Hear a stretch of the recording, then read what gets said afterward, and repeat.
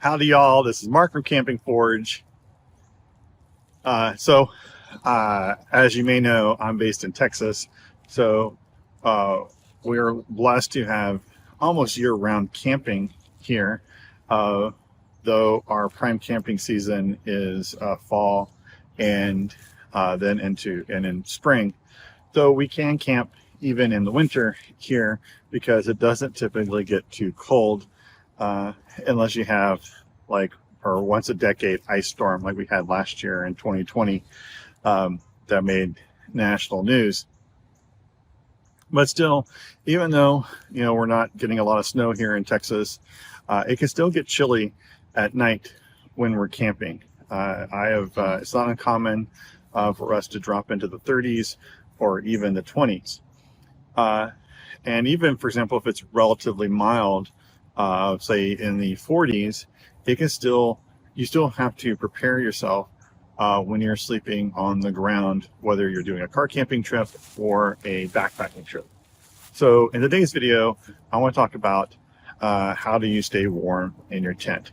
I should say that's the number one question I see in all the Facebook groups, Reddits, and even old school forums once the weather turns cooler, which is how do you stay warm in your tent? The most essential part of staying warm in your tent is going to be your clothing. So I'm showing what I'll bring when I'm going on a cold weather camping trip here in Texas. So my base layer is a synthetic, something like an Under Armour. This one's a long sleeve shirt. Depending on how cold it is, I'll often wear actually a short sleeve shirt, but I was just getting my clothes out, so I have a long sleeve shirt here. But again, that's gonna be personal preference. I run hot, so often my base layer will be a short sleeve shirt. Then getting to my mid layer, when I'm first getting chilly, what I'll then put on top of it is some kind of synthetic wool blend shirt. This is a Smart Wool shirt. Or sweater. I'm going to do a separate review of this because not only do I love it for camping, hiking, outdoors, but my wife loves this. I'm recording this on Thanksgiving 2021, and we're going to go out to eat at a restaurant, and this sweater is nice enough. My wife told me to wear it to dinner, so we've coined it. It's good enough from camping to the club. Of course, here are my outdoor cargo pants. I love these. This is I believe it's the ElmTick brand. They have the insect repellent, blended into it. There's a trademark term called insect shield. It was created for the military, where they take insect repellent and blend it into the fibers.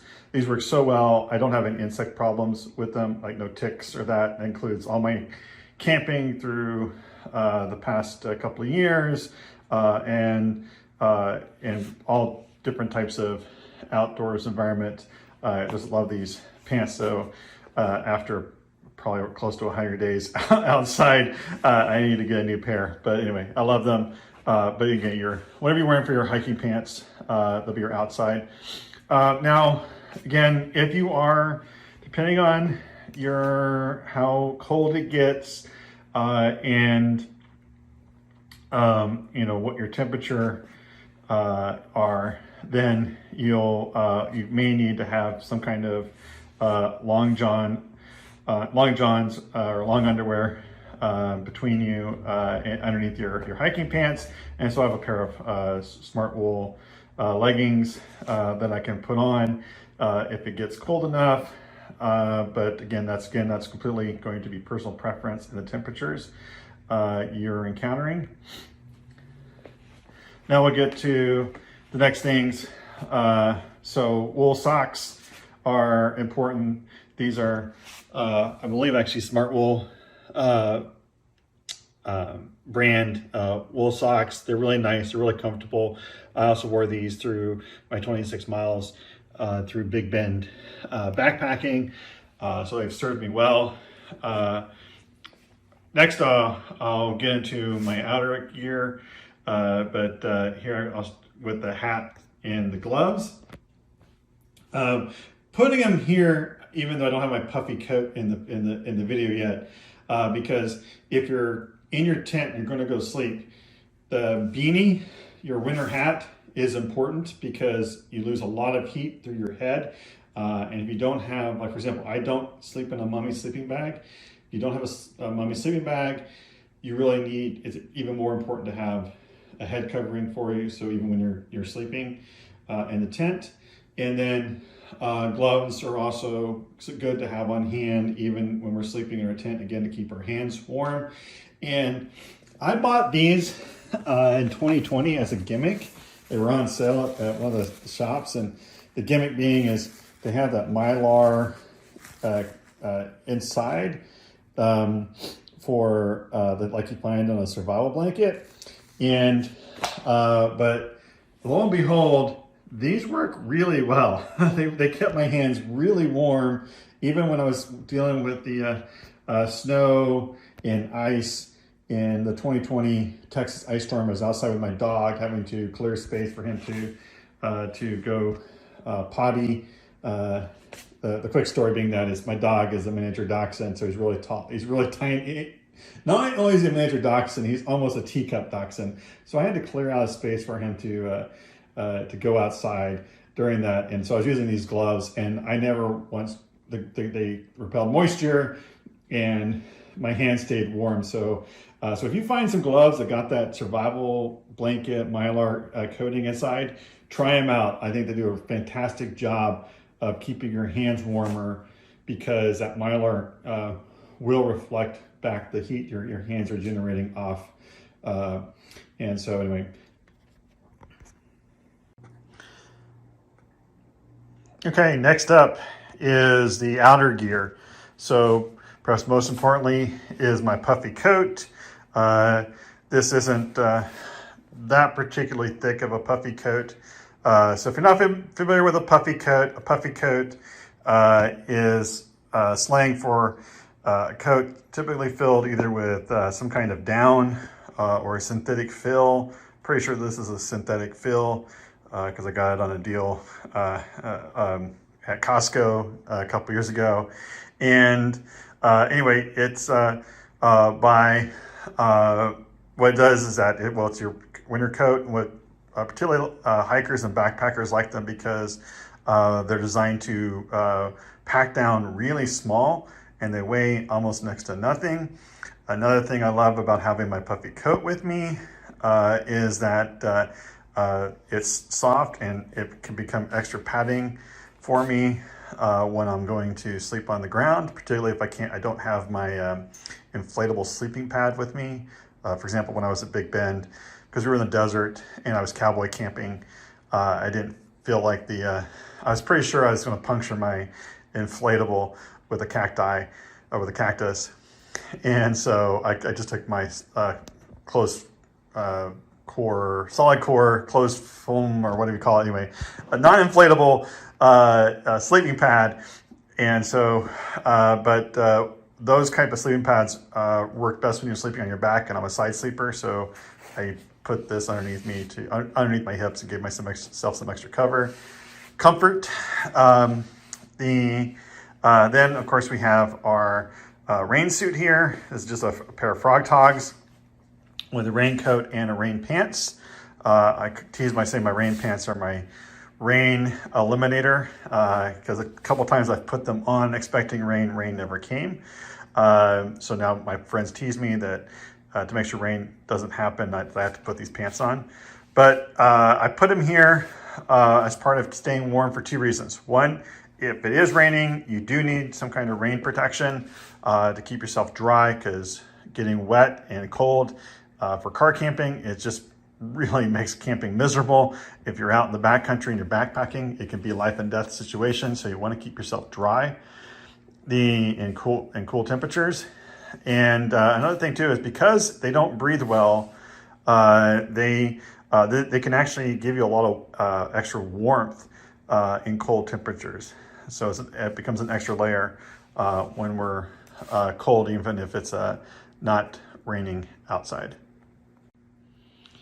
So next up, in terms of keeping ourselves warm in the tent, is to make sure you have an insulated sleeping pad or air mattress with you on your trip.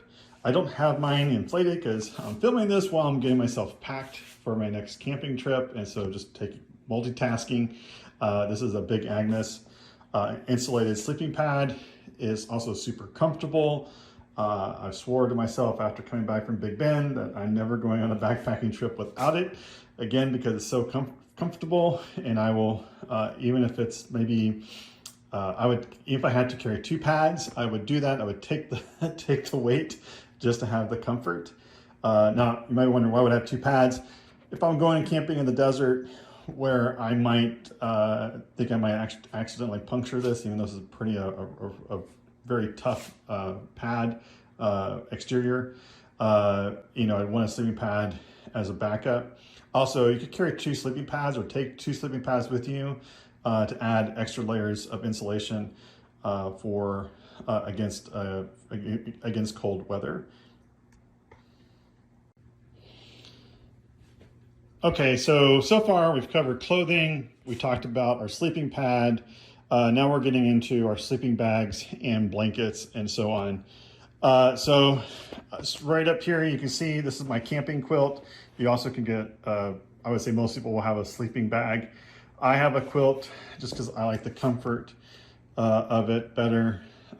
Being a tall person, I'm 6'4", so I just find it easier to get in and out of a quilt better. And again, I can't stress it enough that I'm a hot sleeper, so a quilt gives me the most flexibility in terms of regulating my temperature. The next thing I would say you could always bring with you, even if you're backpacking, is before we move on, make sure you get a properly rated sleeping bag or camping quilt. So by that meaning is, what you want to look for is whatever the temperature rating for your sleeping bag is, make sure that is at least 10 degrees colder than what you expect to be sleeping in. So for example, if you think I'm going to go out and it's going to be, say 40 degrees, you want to get a sleeping bag rated for at least 30 degrees. If it's going to be in the 30s, get something rated for 20 or lower. Because in that way, you'll feel warmer and more comfortable sleeping. And so for backpackers, the next thing I would say, for sure, always throw in at least a few of these, get it out there, being a little lazy here, is these Hot Hands hand warmers. These are chemical hand warmers. They're affordable, they weigh almost nothing, and they're so useful in cold temperatures. Not only will they keep your hands warm on the trail, though I wouldn't use them while I was actually hiking, I would save them for when I'm going to sleep. You can use them by activating them, put them in your sleeping bag for a few minutes before you go to sleep, and that'll warm up your sleeping bag.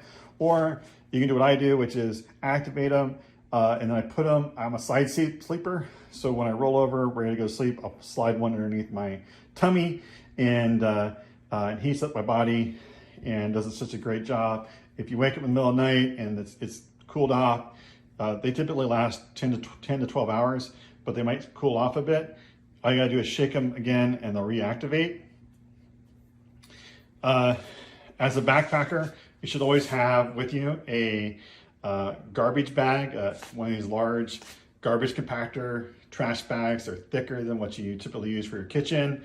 And the reason why I have it here is that in an emergency situation, if it gets much colder than you're expecting, or God forbid something happened to your sleeping bag, you could actually slide yourself into the garbage sack, and it will keep you warm.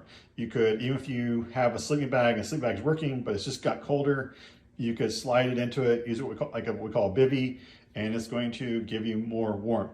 Car camping, man, if you're at a point where you're thinking you need the garbage bag, hop in the car and either drive home or at least get in the car and stay in the car for warmth. But the next 2 items are something you could carry, particularly for car camping, And backpacking, again, is going to depend on how much weight you want to carry. So first up here, I'll go over here first. This here is my sleeping bag liner. A sleeping bag liner is going to give you an extra 10 to 20 degrees worth of warmth in your sleeping bag. Other benefit is some people like to always sleep in a sleeping bag liner and then in their sleeping bag, because it's a lot easier to wash a sleeping bag liner than it is your sleeping bag. And then over here is a wool blanket, which are great for, just even sitting around the campfire or for additional warmth in your tent. Another option you can do for backpacking, particularly because we're always worrying about weight, is to bring along a survival blanket, one of those space blankets. And what I like to do is put it underneath me. And that Mylar coating is going to reflect 95% of the infrared energy sent to it. So your body is actually broadcasting into outer space infrared energy. So what all of our stuff we're trying to do to keep us warm, a lot of it is trying to trap that hot energy we are emanating from our body. And so that Mylar will do that for you as well. So it can make yourself a little bit warmer. Do not put your sleeping pad over the space blanket. You want it to be, or survival blanket, you want that survival blanket between you and the sleeping pad.